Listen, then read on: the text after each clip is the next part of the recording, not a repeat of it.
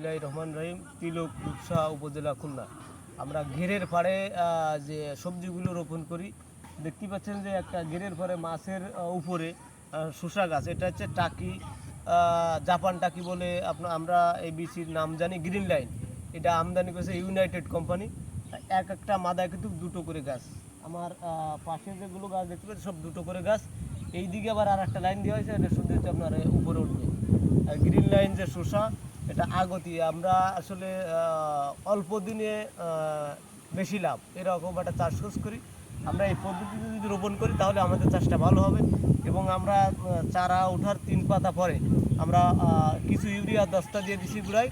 এখন আমরা অলরেডি হাঙ্গি টানা চলছে। হাঙ্গি দেওয়ার পরে আমরা আর সপ্তাহখানিক পরে আমরা ফসফেট, পটাশ, ইউরিয়া, জিপসাম, থিওবিট, বোরন গাছের যে খাবারগুলো অনুখাদ্যর সাথে মিশিয়ে আমরা দিয়ে দেবো, তাতে গাছগুলো খুব সুন্দর করে তত্ত্বাবধায় উঠবে এবং অল্প খরচে কীভাবে অধিক লাভ করা যায় আমরা সেটাও খেয়াল রাখবো।